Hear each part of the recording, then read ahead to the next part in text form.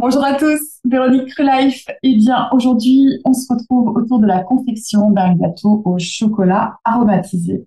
Donc, pour ma petite famille, j'ai choisi framboise chocolat. Mais vous pouvez le faire avec du citron, vous pouvez le faire avec de l'orange, vous pouvez le faire avec de la myrtille. Voilà, vous pouvez le faire avec plein de choses. La mangue aussi, ça se marie très bien. Voilà, donc plein de déclinaisons. Bonjour, bienvenue sur la chaîne Cool Life. La première partie, c'est une base que j'aime beaucoup, que vous connaissez, puisque je l'utilise dans beaucoup de recettes. C'est un peu la base du brownie. J'ai choisi aujourd'hui de faire un gâteau gourmand, parce que c'est pour fêter mes 50 ans avec mes enfants. Donc, en base, on va prendre une cup de noisettes et 2 cups d'amandes. Mais vous pouvez le faire aussi avec des graines de tournesol si vous voulez faire un gâteau plus sain. Donc, une cup de noisettes et de amandes.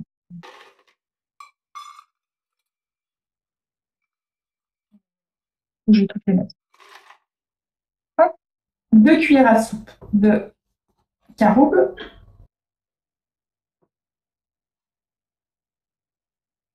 et 2 cuillères à soupe de cacahuètes. À chaque fois, elles sont rases, hein. Elles sont bombées plutôt, mes cuillères. Ensuite, on va mettre de la vanille. C'est facultatif. Mais dans mes recettes, il y a toujours de la vanille. Bon, déjà, je vais finir le pot. Alors, soit vous voulez le faire très compact et vous écraserez bien, vous mettez 1,5 cuillère d'huile de coco déshydratée. Moi, je le voudrais plutôt aérien. Donc, moi, je vais mettre 3 cuillères à soupe d'huile de coco déshydratée. Voilà, qu'est-ce qui nous manque? Toc, toc, toc. Ah oui, bah, il nous manque le sucre, bien sûr.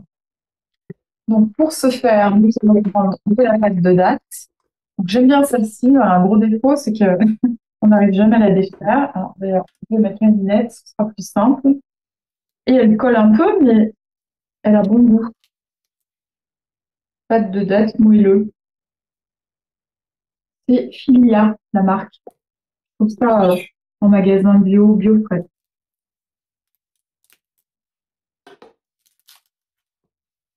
Donc, le bloc, c'est 500 grammes. Vous en mettez la moitié. Si vous aimez très sucré, vous pouvez aller jusqu'à 300 grammes. Hop. Donc, comme toujours, on coupe des petits bouts. Donc, coupez-les en deux, comme ça, vous avez la proportion. Vous pouvez peser, hein, si vous voulez.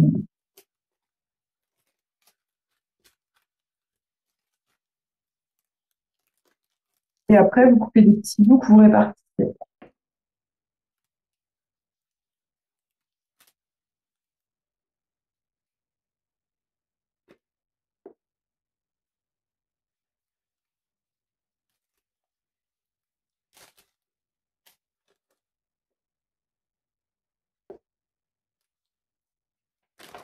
Donc là, vous avez tous les ingrédients de votre base. Il ne vous reste plus qu'à passer au robot la S.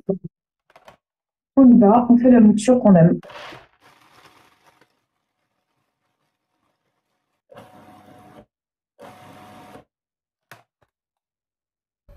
Voilà, moi je l'aime bien avec des bons grains. Donc là, vous allez prendre votre moule. Vous allez répartir hop, la mouture aux 2 tiers. Donc,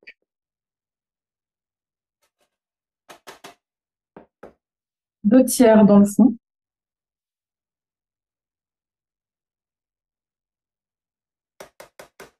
Alors, ouais, c'est à peu près bon. Dans la répartition, on tapote pour répartir. Je presse un peu, pas beaucoup. Je lisse plutôt. Que la base soit quand même étanche. Voilà. Ça, vous mettez au frigo. Et on va faire notre petite mouture pour la dernière couche. Une petite mouture légère. Donc ça, c'est vraiment une idée sympa de faire deux moutures différentes parce que ça n'a pas la même mâche. C'est comme si vous faisiez deux techniques de gâteau différentes, donc c'est plutôt chouette. Allez, encore un petit peu.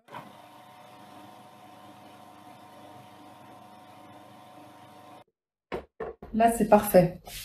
Vous voyez, là, c'est beaucoup plus fin. Donc ça, vous réservez, ce sera l'avant-dernière couche.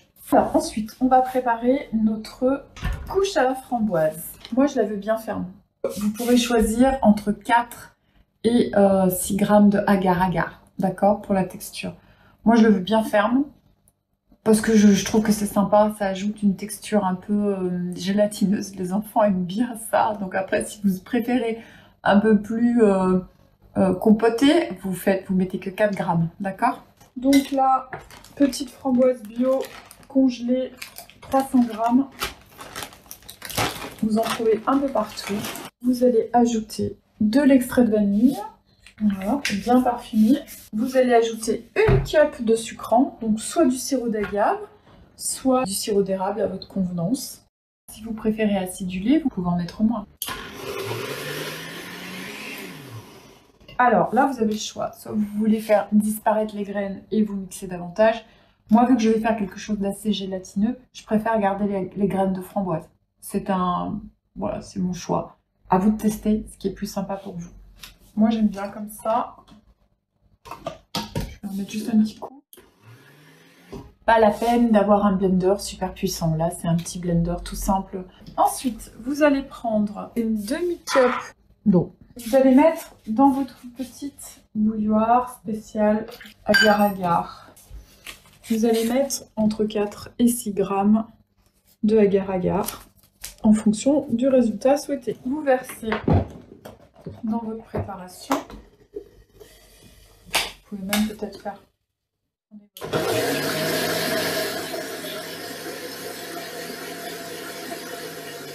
Et voilà!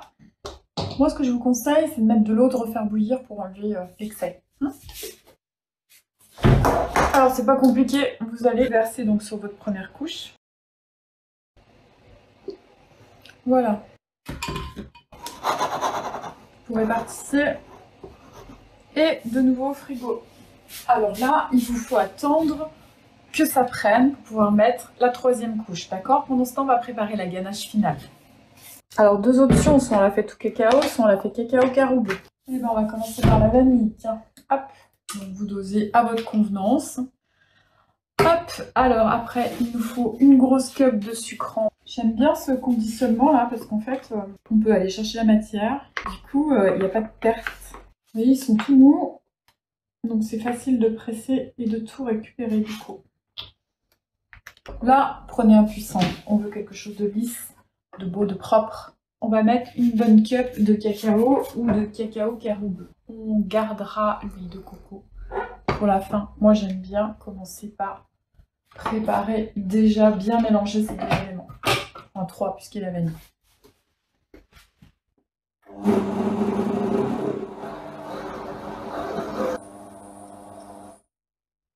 Voilà, donc là, les deux éléments, les trois éléments sont mélangés. Il nous manque plus que la coco.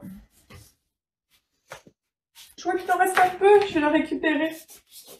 Il sera plus gourmand.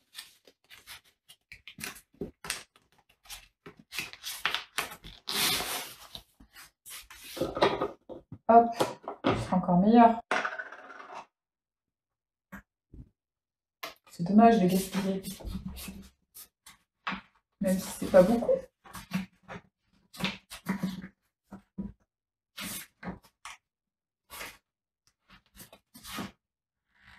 Voilà. Là, on a tout bien récupéré. Il manque donc la coco. Alors, la coco désodorisée. Il vous faut une demi-cup.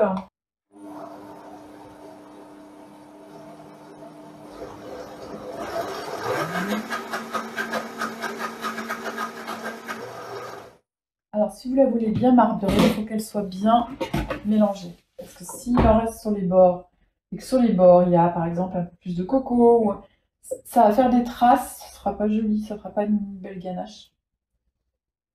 Elle sera... Vous voyez, là, on le voit, vous le voyez pas, mais elle est marbrée, là. Encore un petit coup. Voilà, plutôt doucement avec l'huile de coco. Voilà, elle est bien, notre ganache. Notre framboise a déjà prise. Vous égrenez en fait votre pâte dessus. Comme ça, il n'y a pas de grosse masse qui tombe et qui pénètre finalement la ganache. Donc on répartit la mouture.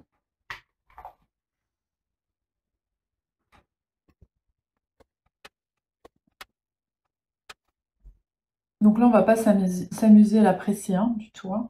Là, on cherche juste à répartir pour que ça fasse bien une couche. Et après, vous n'avez plus qu'à couler votre ganache. Donc répartissez-la bien. On a juste la bonne quantité.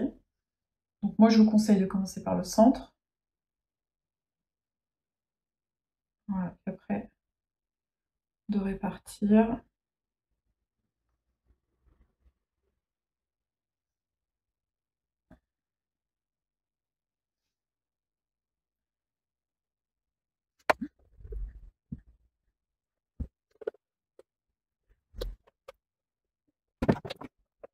J'adore cette ganache.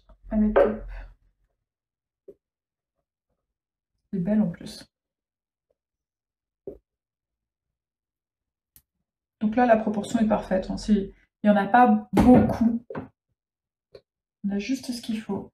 Parti tout doucement pour n'étaler que hop, les ganaches. Faites attention parce que la mouture dessous, elle n'est pas figée. Vous ne l'avez pas mis au frigo. Hein. Donc c'est tout doux. Je secoue un peu pour bien répartir, pour boucher les trous en fait. Et vous n'avez plus qu'à faire prendre au frigo et vous avez votre super gâteau au chocolat aromatisé par le centre, par le fruit que vous avez choisi. Et vous n'avez plus qu'à déguster. Bon appétit!